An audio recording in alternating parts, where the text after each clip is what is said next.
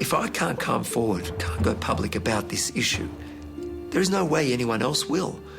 So as a victim, I needed to stand up. I just needed to. As a boy, Manny Wax was sexually abused by an Orthodox Jewish security guard employed by the Yeshiva Centre in Melbourne. People often think about the toll on the victims, but there is an incredible toll that the victims' families also have to pay.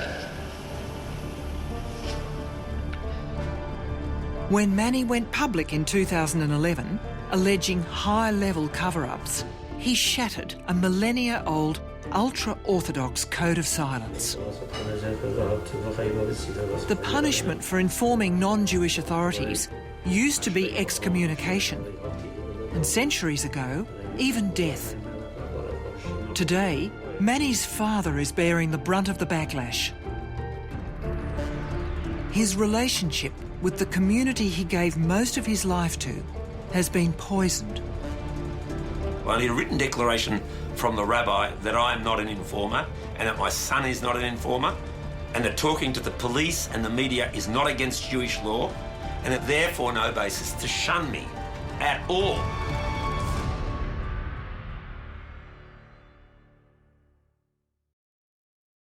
Any instance of child abuse is a vile and evil thing.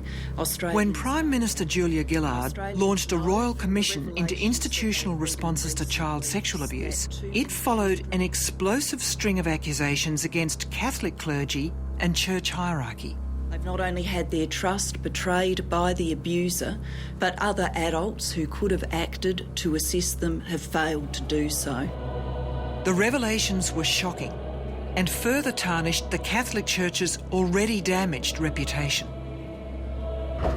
But Christianity wasn't the only religion embroiled in child sexual abuse. In Melbourne, Jews were struggling to keep the lid on their own Pandora's box of scandals. We never spoke about this issue. It was always a Catholic Church issue. And I remember seeing this over time, that, you know, every time there's a scandal with the Catholic Church, I'm thinking, well, it's not just the Catholic Church, it's within us, our own community as well. For Manny Wax, that community was the Yeshiva Centre, a vast complex that's home to Melbourne's fervently Orthodox Chabad Lubavitch Jews. Less than 5,000 live in Australia, with most in the Melbourne suburb of Balaclava. With their distinctive black hats, beards and coats, Chabad Jews are highly visible and intensely pious. Their mission of connecting non-Orthodox Jews to Judaism has made them a revered part of Jewish life. Just takes 10 seconds, a blessing and that's it. Growing up in a Chabad family and community is all I've ever really known, so for me it was just part of my DNA almost. Manny is the eldest son of 17 children. Short for Menachem, he was named after the leader of the movement in New York, Menachem Mendel Schneerson. Many of his followers believed he might be the Messiah, and even though he died in 1994, some still do. The Wax family, believed to be Australia's largest, was a pivotal part of the Chabad community. Chaim, Yosef, Rivka, Shlomis, Esti, 16 of the children have grown up. Gail, Manny. Only the youngest still lives at home. Dalber, Yankee, Shmaya. Being one of 17 is really all I've ever known. It was just natural. It was just going an annual event to go to the hospital to pick up the next baby, and the house kept on getting bigger and the family was expanding. I ran it very much with a very strict hand, very much like a military camp. You didn't eat yet? When Mummy was here, did you eat or not? I saw you here this morning. You did eat breakfast. That's not true. That other people would find it very oppressive or repressive. No more breakfast now. And I still get flack from it on blogs now, as if I was as a dictatorial tyrant. The relationship between us has not been one of a lot of emotions. And I mean, when you've got 17 kids, you probably don't have that time to have that emotional relationship. They were different times. They were... a lot of water's flown under many bridges since then. What can I tell you? one could ever have dreamt that we would be where we are today, doing what we're doing today. The Torah commands Jews to observe 613 commandments. Every day, Orthodox Jews adhere to scores of laws they rigorously follow. In addition, Chabad Jews have their own distinct customs. There are these meticulous practices. If you're right-handed and that's your stronger side, then your shirt, you put the right hand first and then the left hand. You've got to, the same thing with the pants, the shoes. All these things kind of dominate every aspect of your life. The focal point of their faith, the Yeshiva Centre, is directly across the road. The Yeshiva Centre is essentially the peak group for the ultra-Orthodox Lubavitch movement. There are schools, there are youth groups. It is a lifeline for family support, for guidance, for community. At Yeshiva College, Manny was immersed in the study of the Torah for up to 14 hours a day. I was a student at that school, and I could not have thought of a warmer, more caring or safe environment. When Manny was 11, no one suspected his warm, caring and safe Chabad world was being turned upside down by the centre's security guard, who also taught some of the boys martial arts. He was my karate teacher. He used to pick me up, take me to the class. To and from the karate classes, he used to molest me. He used to do some degrading things as well during the class. The most serious offence that I remember happened inside the mikveh, the ritual bath. He used to tell me I don't want to go to the mikveh. So he said, Ima, I can't go between 12 o'clock, I think, to 1. I'll go later. That's when I start to understand something happening. It was very naive. To face this problem, I never even dreamed there is a problem like that, you know? It's hard, very hard. It's a place of religious significance. It is usual practice that you have a bath naked. Then he was caressing my thighs and playing with my penis by holding his hand around it and rubbing his hand up and down it. Left an indelible mark on me. He did what he did in a so-called holy place. And then at the end of it, it got to such an extent that I blacked out. Just, you know... We certainly had no idea, not myself, not my parents, nor anyone else, for that matter, that he was being abused. But Manny's parents began noticing a change in his behaviour when he was around 11 or 12. Well, disturbing in class a little bit. Maybe talking, I don't know. I started desecrating the Sabbath and not keeping the Jewish laws and desecrating all sorts of other laws. It took a lot of courage to do because, desecrating the Sabbath, growing up, you learn that you're going to get stoned to death. And I'll never forget the first piece of not kosher meat or chicken that I had. I forced myself. I said, I need to finish this and I need to do it because, I just needed to become not religious and do these not religious things. That's how strongly I felt about it. And I remember screaming at one stage, I hate this house. I don't want to live here anymore. He rebelled and started breaking the rules. We had no access to TV or movies or non-Jewish music or girls, and he started doing all those things. My parents threw me out of the house. That wasn't something that I particularly remember fondly of. I mean, I was having fun, but it was, not in the most healthy ways. I didn't talk to them for, I think it was a couple of years. So he ended up being out of home in different ways, eventually leading to his migration to Israel. In Israel, Manny joined the army, spending 2.5 years in the Israel Defence Force. In 1996, he returned to Australia for a few months for his sister's wedding. Before I say anything, I've had a couple more too many to drink. So, like, anything I say cannot be used against me in a court of law.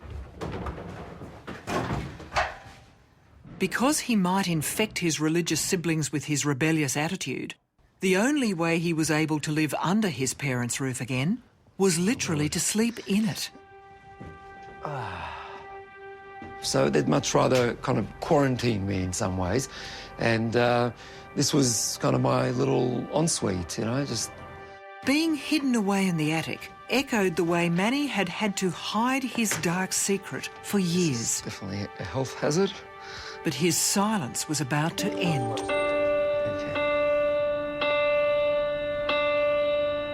Please don't turn your back on a kid you think is being sexually abused. There was a thing called Operation Paradox going on then. In confidence. This is when an awakening happened in the world about child sexual abuse.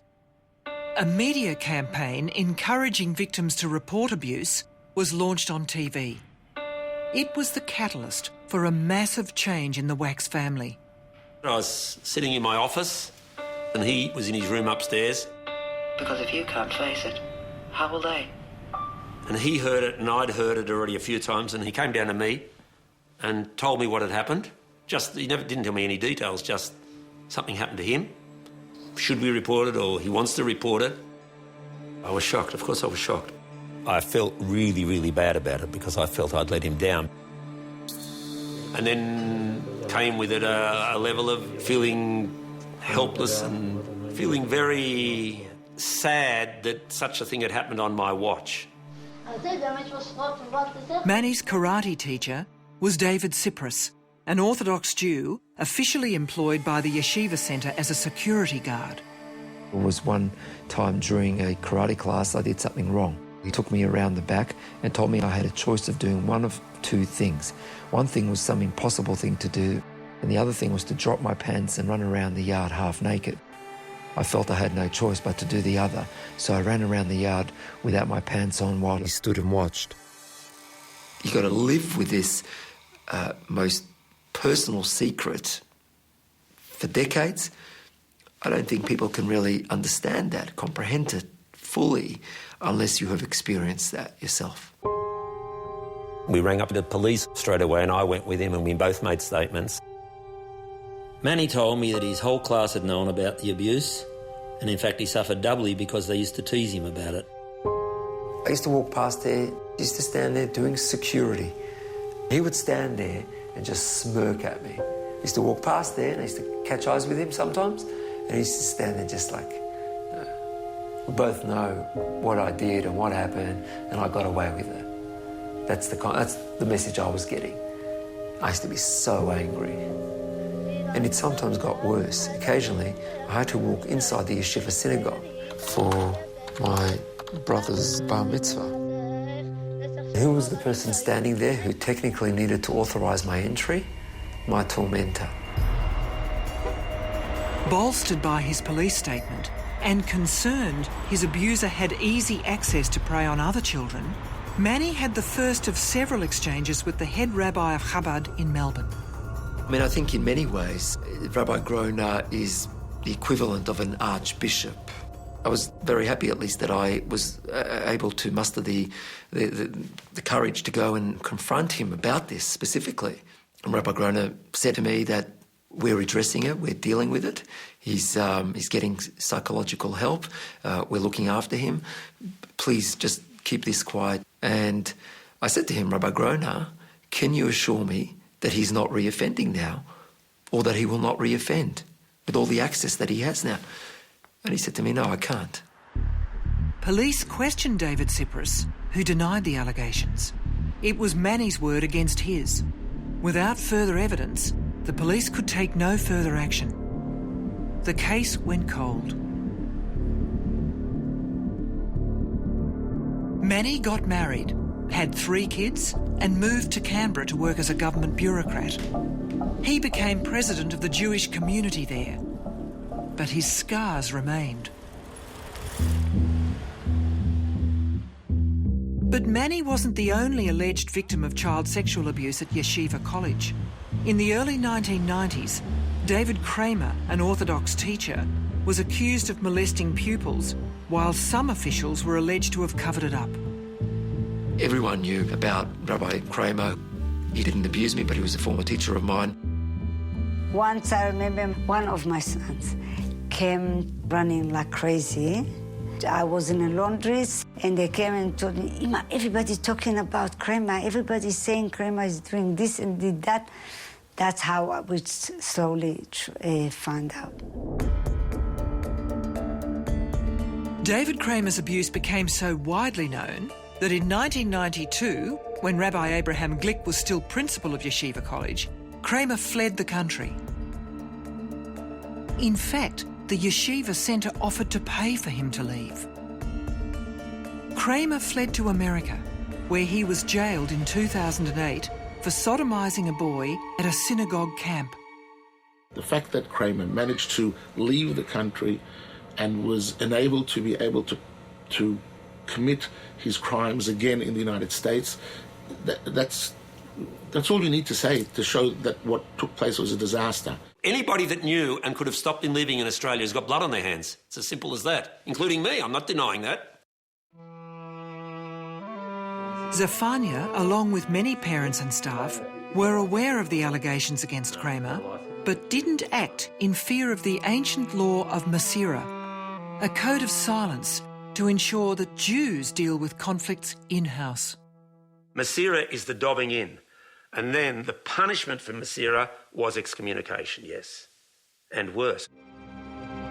Masira was introduced thousands of years ago when turning a fellow Jew over to Gentile authorities was tantamount to a death sentence. Although the last known killing occurred hundreds of years ago, some still fear that washing Jewish laundry in public will stoke the fires of anti-Semitism.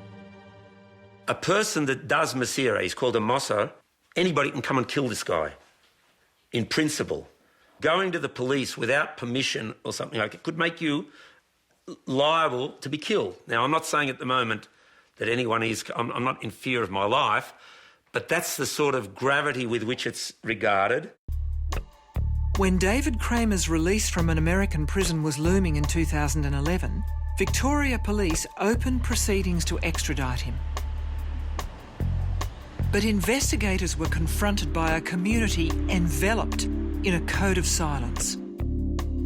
I wrote a front page story back in June 2011 saying that police were trying to breach the wall of silence surrounding alleged sexual assaults that had occurred at Yeshiva College. Although there were public statements from Jewish community organisations stressing that the prohibitions of Masira did not apply, people whom I spoke to from within the yeshiva community, off the record, said that they felt that there was a strong reluctance to go to secular authorities, to go to the media, to go to the police.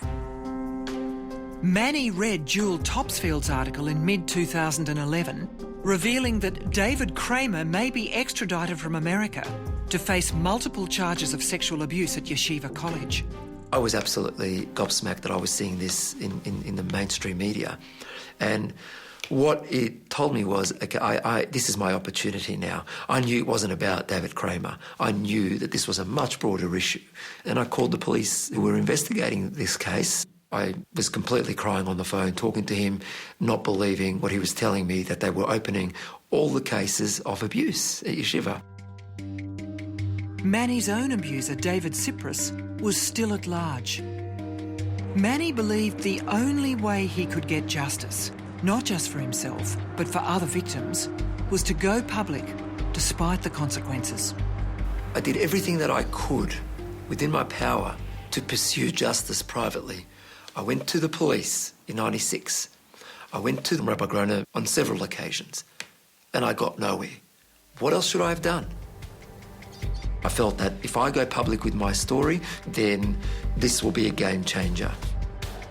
So I called Jewel Topsfield from The Age, and I said to her, I want to speak to you in confidence. Can you guarantee me? And she said yes. I told her my story. And he said he was a high-profile member of the community, and he felt that by coming forward and saying, I was a victim of sexual abuse, it may encourage other people to come forward. Manny's mother, who cannot show her hair in public as an Orthodox married woman, runs a wig shop. She was against him going public because it could ostracise the family from the Chabad community. I was the president of Women of Chabad movement in Melbourne. I didn't want all this. I didn't know how far it's going to go, really. It wouldn't have been easy to see your son, and later your husband, taking on people, her friends and her community. I didn't realise what he meant. I thought he meant telling some people openly. That's all I thought he meant. Before any more victims come forward. Absolutely. I didn't think media and all that sort of stuff. And I remember then I couldn't sleep the whole night and woke up very early in the morning and the article was published and basically all hell broke loose after that. I was getting inundated with Facebook messages, emails, phone calls, texts from all over the world. It was just astounding. And what was interesting, I had many victims contacted me even that day on Friday and just telling me their own story. When I saw this article about money and about all the situation, it was like a boom. I felt, whoa, what's next? Next was a brutal backlash. The quickest and cruelest appeared on social media. It's about time someone took action against Manny's cavalier tactics. Zephania is a person who spits in the well from which he drinks. He and Manny want to destroy Yeshiva. Manny is not after justice, he's after revenge. This is abhorrent, and anyone associated with him is as guilty as he is. There was a tremendous sense of shock, not just because we were talking about child abuse within the Jewish community in the first place, but simply because it had broken in The Age, which isn't known to be the best friend of the Jewish community. And the question was asked at the time, why has Manny gone to The Age? Why would he try and wash our dirty linen in public in a newspaper that really won't be that sympathetic? There were many people from within the Jewish community that said that it was fantastic that Manny had come and had told his story and that this would really assist. And I think the police were also grateful to Manny in many ways because it did, and in court it later came out that in fact a lot of other victims had come forward. The fact that people in the Orthodox community actually thought we should accept that this has gone on, we shouldn't report it, it's not newsworthy, people should just accept that they are being abused or that they have been abused, they should just shut up about it because it's what happens.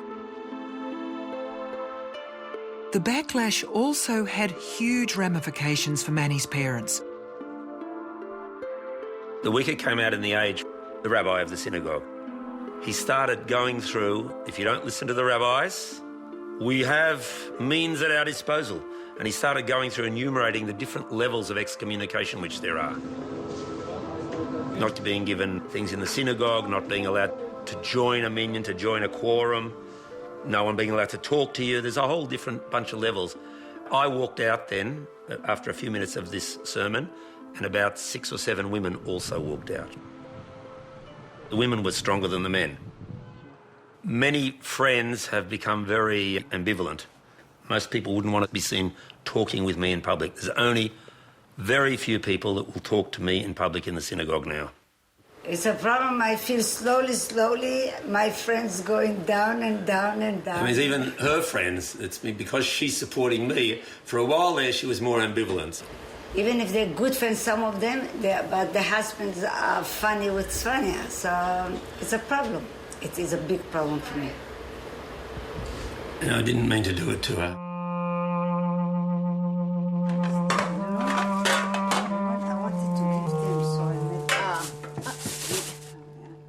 Cross the community anyway, and you're going to have trouble getting your children married. Let's be very clear about that. There would be families that would wipe our family off and would not allow the child to go out with their son. They would not approve of it because of everything that's happened. Even within the Wax family, some of the 17 children are critical of Manny and Zephania's campaign. What's hurt the most is probably the lack of support from many family members, I think. Unfortunately, it has affected the relationship with some of the kids that are not on the same page with us. The more religious and observant a family member is, the less they are supportive.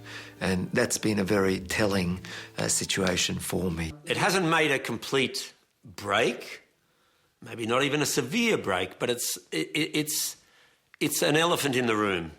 One brother goes public in a 5-page tirade on social media. He questions Manny and Zephania's motives, claiming they've hijacked the testimonies of Jewish abuse victims for their own agendas. Despite the chorus of criticism, Manny remains focused on the cause. I was working at that time ridiculous, probably 16 hours a day on these types of issues. It was just under control.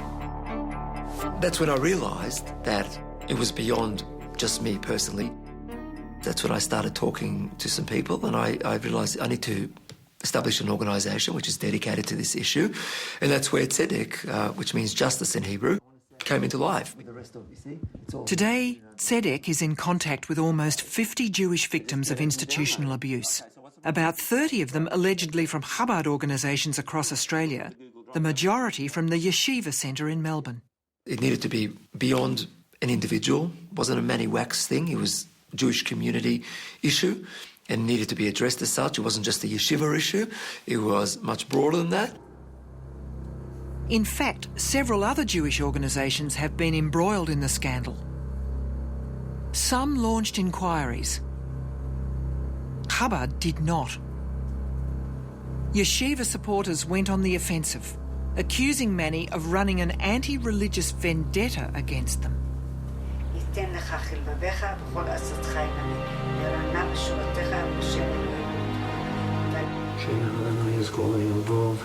Please call over, join me, Ashmi. 3 times a day, you pray together.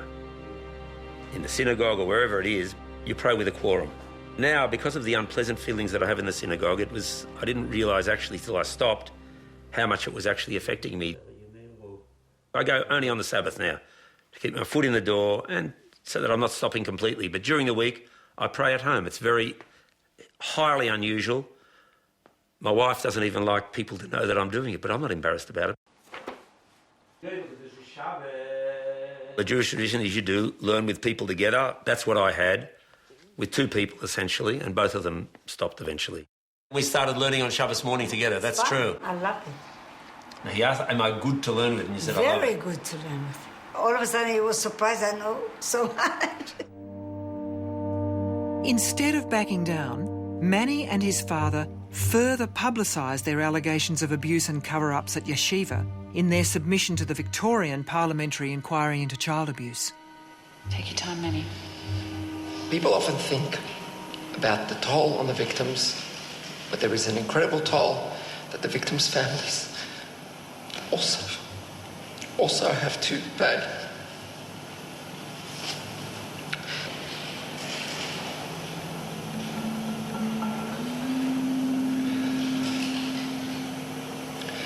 I would like to take this opportunity to also publicly thank and acknowledge the unequivocal support of my parents.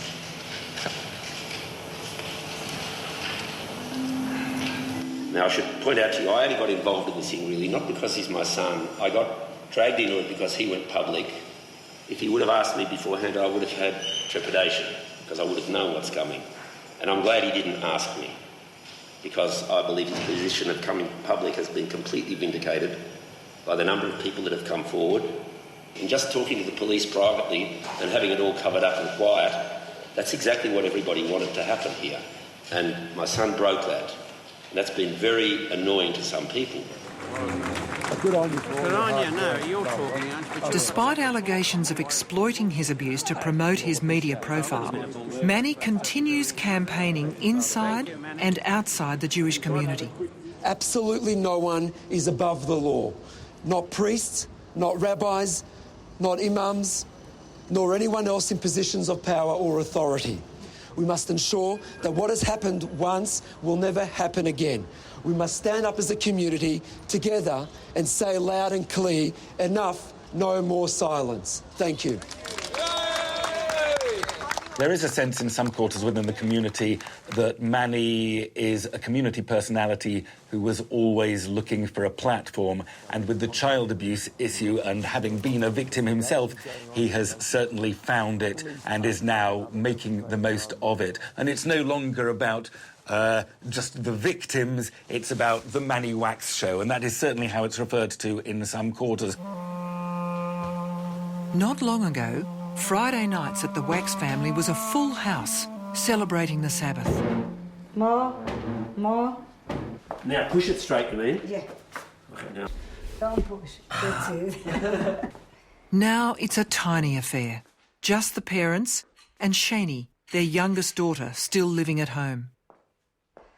You know, I used to have almost every Friday night my friends on Shabbos night.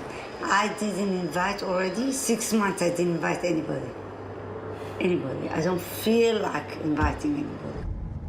In contrast, Manny has severed ties to Orthodoxy, but remains connected to his Jewish culture. Personally, I don't have any issue in driving on the Sabbath, and I do so pretty much every week. He and his friends still celebrate the Sabbath, albeit with a modern twist.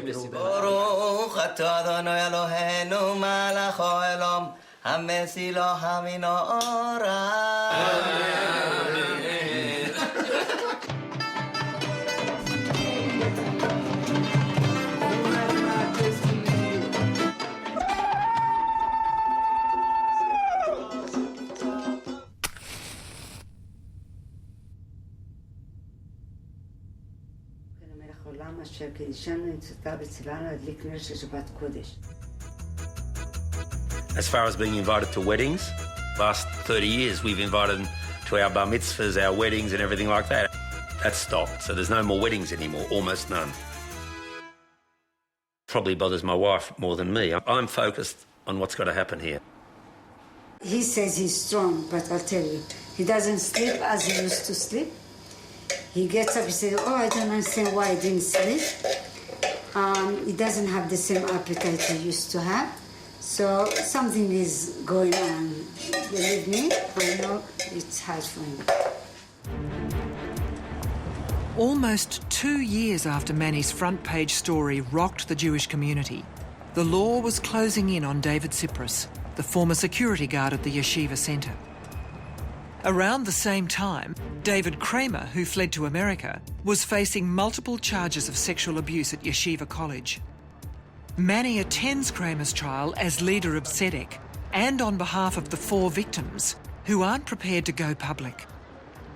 David Kramer case, it's the first case, so it was always going to be a test to see where everyone stands. So there's an added element of a first. David Kramer, you are to be sentenced for 5 charges of indecent assault and 1 charge of indecent act with a child under 16. On charge 1, to 9 months imprisonment. On charge 2, to 9 months imprisonment. On charge 3, to 9 months imprisonment. Australian Jewish News. Inside Australia's only national Jewish newspaper, the scandal is headline news. Adam, I've just had a statement from the college. Yeshiva College sincerely regrets and unreservedly apologises for not informing the police at the time of the allegations arose. If any allegations were to arise today, they would be immediately reported to the police and the relevant authorities. But it's a step forward on what happened when the allegations first arose. But questions remained over Rabbi Glick's failure to report Kramer to police when the allegations first arose. In court, police said their investigators encountered a culture of cover-up. How was it? Good. That was all right. You haven't heard anything? Did you... What? You haven't heard anything? Nothing, Oh, nothing. really? Tell me what happened first. So he got 3 years and 4 months in jail. Okay, that's not too bad. It's not too bad, but the problem is that he's not going to serve. It's only 3.5 years, or 3 years and 4 months, and out of that, only 18 months in jail. The rest is on parole. Wow. You know, Anybody from Yeshiva came? No. No one? No. One of the victims I saw was there, but that's it. Really? Yeah, right, it's hard, but God will help. I know a lot of people thinking now what's going on is not right. What Yeshiva is doing at the moment. Menachem is, to me, is a hero. I look up to him. Yes?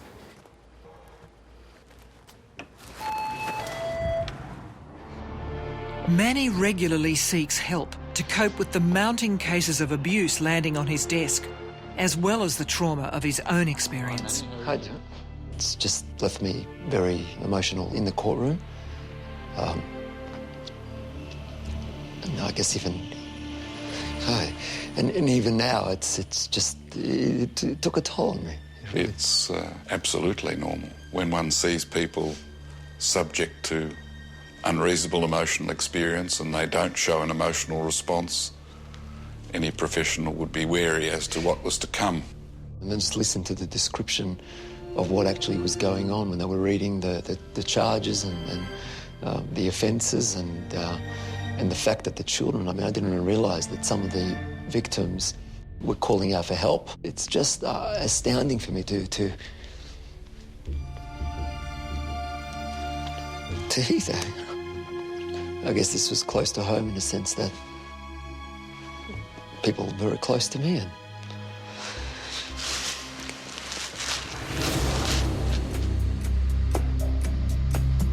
Kramer's sentencing makes that night's news. I wish he got small, because we don't feel he got punishment. I know. We know it's not what he deserved. Told police about child sex abuse complaints against a teacher.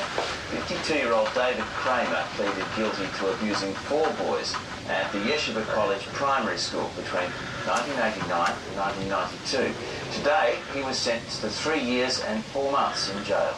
Yeshiva College sincerely regrets and unreservedly apologises for not What a informing the joke. police at the time the allegations arose. Kramer has already been in custody. Saw you on television last night. Well done. thank you so much. Thank you. With Kramer now in jail, Manny is steeling himself for the trial of his own alleged abuser, David Cyprus. What I thought yesterday was I was glad that I had that opportunity because it makes me feel like I'm preparing myself for when my time will come. I know it's going to be a gruelling experience going through that court process and having to relive each and every moment because you're going to get cross-examined and your credibility is going to be attacked. I'm just going to have to fearlessly stand up and say the truth of what happened.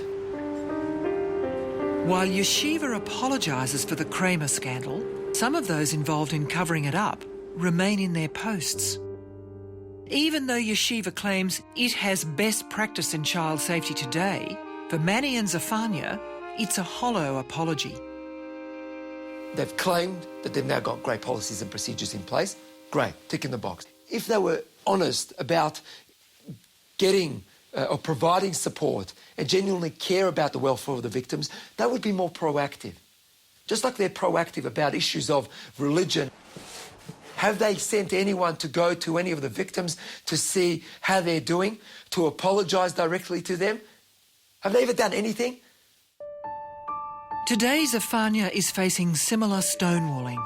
On the anniversary of his father's death, it is custom that his son should lead the prayers inside synagogue. I've sent 2 emails already about this, and they haven't answered me yet. And I don't know what's going to happen.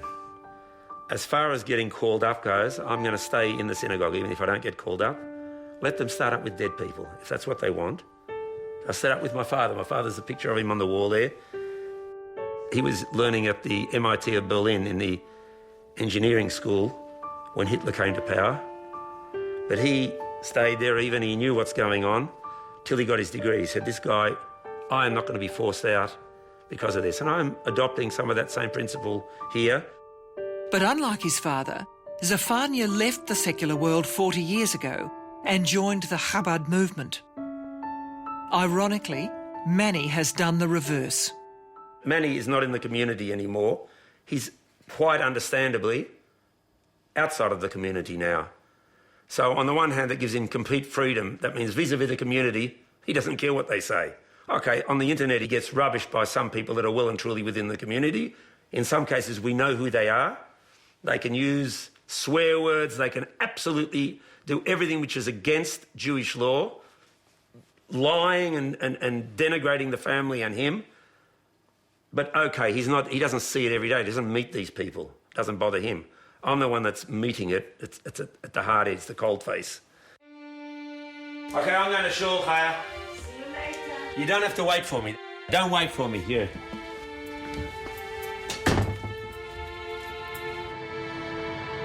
Inside the synagogue, Zephaniah's demands to lead prayers are being refused. A funny thing happened to do with me not being allowed to daven Ma'ariv, to pray, to lead the prayers for the evening service. Normally the person that's leading the prayers goes and stands there. What's all this crap about? Jump in the lake.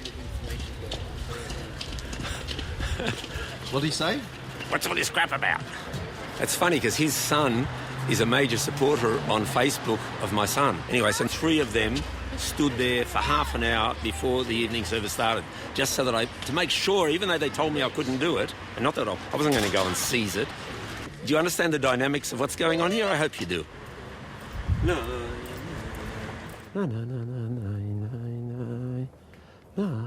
I find it funny. When we were standing outside and people start up, it was just so funny. He thought there was going to be a punch-up fire. He thought maybe people would punch him. You were worried?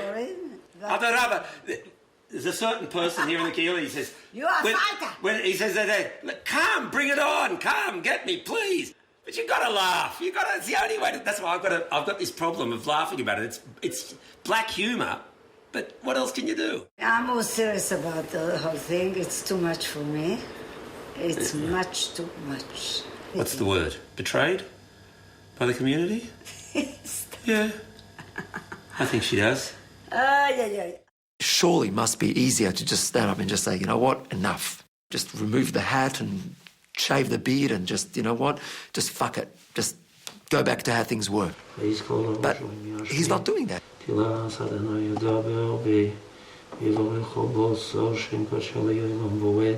It hasn't weakened my faith at all. If anything, it's strengthened my faith because I see things that are written in the prophets where the prophet is telling the Jews, stop with the hypocrisy, stop bringing sacrifices, stop talking and praying so much when you're doing the wrong thing. Just start doing the right thing.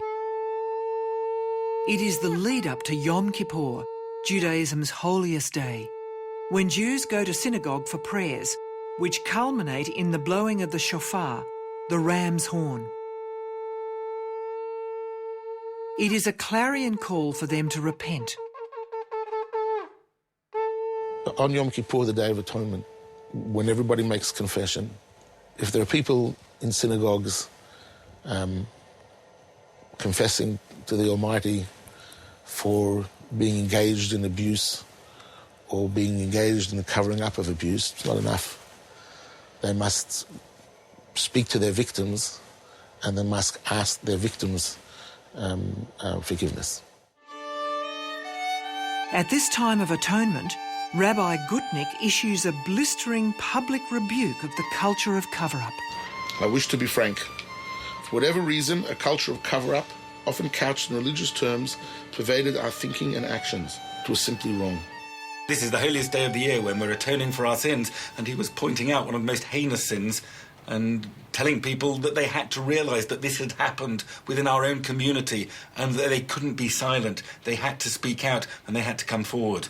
We are no different than any other community. What should make us different is how we handle it. Meanwhile, Zephaniah has made a significant decision. I'm not going into yeshiva anymore now, by the way. I'm not going there now, even on Shabbos. So my wife doesn't like me saying that, but I mean, that's it. I don't need to put up with this nonsense anymore. Chaya, these are the facts of life. There's no reason why people shouldn't... Yeah, well, this is a fact of life which doesn't have to be covered. There's nothing... Chaya, there is nothing embarrassing in this for me. There is nothing embarrassing. I am not the one to be embarrassed.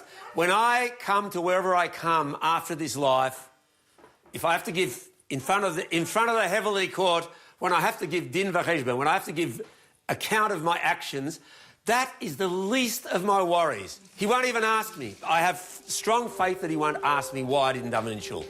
With Yom Kippur failing to generate remorse, Zephaniah is becoming increasingly estranged from the Chabad community. and his son's long-awaited day in court is imminent. It's not about the length of the sentence, it's more about the fact that he's found guilty of each of the acts that I can remember that he did to me.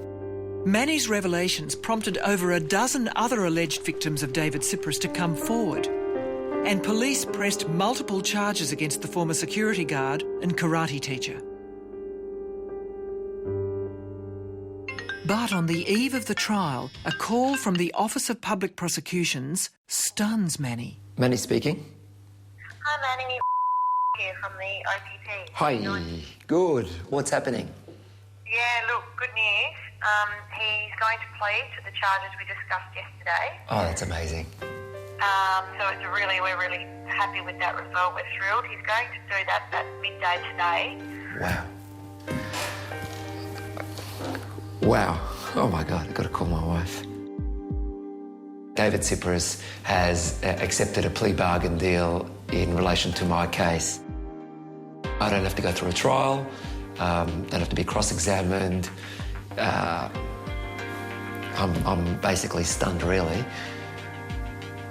Wow, it's amazing. It's amazing. Can't think straight about anything else. I just want to see him in the courtroom pleading guilty. That's all I want to see at this stage anyway. So, and I'm going to get that opportunity. That is just astounding. Wow. David Cyprus has just pleaded guilty. Yeah, amazing. I'm on the way to court now. Thank you, yeah. Fantastic, Menachem. I'm really, really happy. It's all your credit.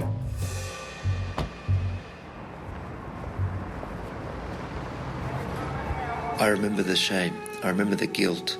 I remember the anger. I remember the taunts and the teasing. I remember the pain and suffering.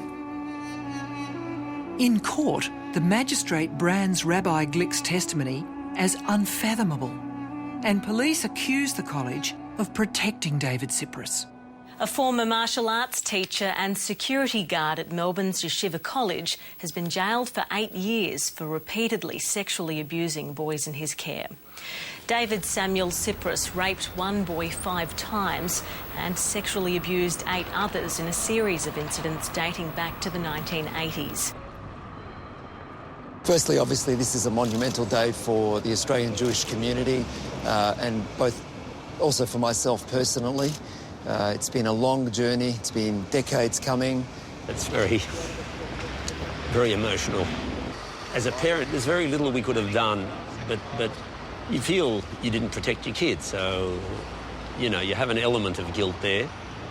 So the fact of him getting something back also then reduces that for me.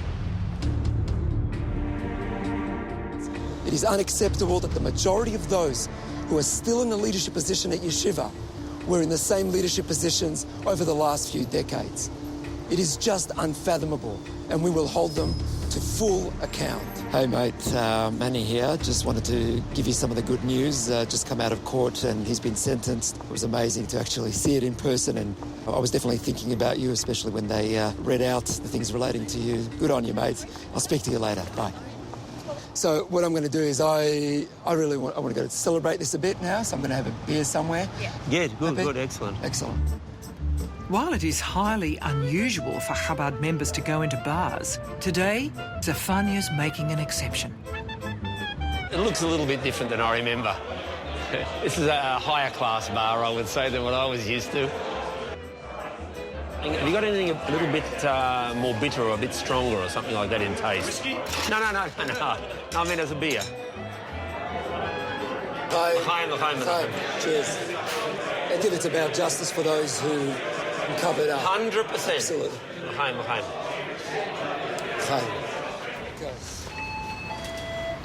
Heidi. Hi, Menachem. Hey. How was it? What's You don't know yet? the results? I don't know. Okay. That's so good. I you don't know. So he got 8 years Wow, jail, that's not and he bad. got 5.5 years minimum. So, Wow. That means he'll be sitting in so jail it's- for at least another 5 years. Wow. so it's This is good news. You're isn't it? happy? What we expected, absolutely. Yeah. You're But it's a good end of what was expected. It's definitely... And there were strong comments as well by the judge, and so it's very good from our Anybody perspective. from Shiva was there? No, he had a few That's interesting. supporters. No, but it's interesting. There was no one from Yeshiva there, no. No one? No, that's interesting. They didn't do anything wrong. What did they do wrong? I see Menachem is happy. I am happy. You got little glasses? I have glasses. Glasses, big glasses, that's all right. I went into a pub the first time in 40 years today, Chaya. That's what you bought. No, I didn't. Chaya. No, we had a beer there. It was scary. It was scary. But it was scary all the way. Give me a bit more. It's I've got a dubbin still. Behind. While Manny is savouring justice, Zephania's still grieving his exclusion from the community. I've lost friends of 30 years, that's it, tough luck. I don't believe I'll ever go into the building again unless there's a major change, which is very unlikely to occur. I didn't do anything wrong, regardless of what people say. It's a joke. With Manny's perpetrator behind bars, other victims continue to come forward. In a tragic twist, a former relief teacher at Yeshiva College, charged with 5 counts of child sexual abuse, was found dead in an apparent suicide just weeks before he was to face court.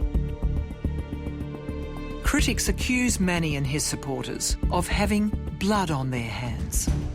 This is really too much, everything. She says at every stage it's too much. I can't. Yeah, but you say at every stage that it's too much, and then it goes a bit further and it's still too much. It's just, oh boy. You're dealing with animals. Excuse me?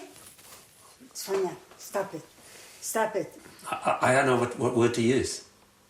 Highly misguided people or how? Not everything you think, you say. No, this one is important. Everything you say. Yeah, okay. You have to watch your mouth. I'm sorry. Last night I posted on Facebook, I am bitterly disappointed to share that my parents, Zephania and Chaya Wax, have made the difficult decision to sell their family home and relocate. You know, my father's losing sleep over it and it's affecting his health and my mother as well. It's, you know, so I don't think that they have a choice but leaving Australia. We're going to Israel, Eretz HaKodesh. She's got all her family there, so when we have a place, wait. but it's... I'll tell you the truth, if I could go now, I would go now, right now. We are selling the house. The house is on the market as of yesterday. I'm very upset, of course. People have even made a comment on Facebook there today. I saw a comment now at the end of the day because someone said, they were probably going to move away. Now, people just dismiss other people's feelings like that. They were going to move away. They're someone called us on Facebook now an elderly couple. Hi, you'll be happy to hear that. We're an elderly couple. It's the place where we brought up 17 kids, but we're now an elderly couple. So they would have wanted to downsize anyway. So someone else wrote back, my parents, right to the end, they wanted to stay in their own house. Thank you very much. Not yet. Well, I wanted to go to live in Israel. Everybody knows. I wouldn't rush this way. I would do it slowly, with thinking. You feel like you have to be kicked out of a place.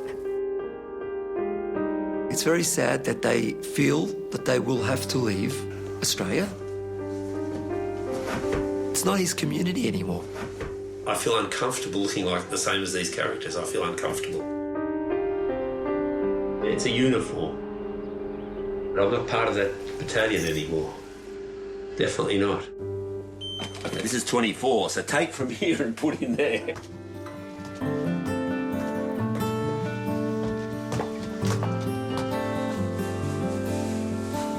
Hi, this is her wife. I need to go to work, so what time's your flight? I'll go and get a bag. What time's your flight today? 3:15. I'd like to take the photo, so I want a memory of my house. Smiling. Smile. Yeah.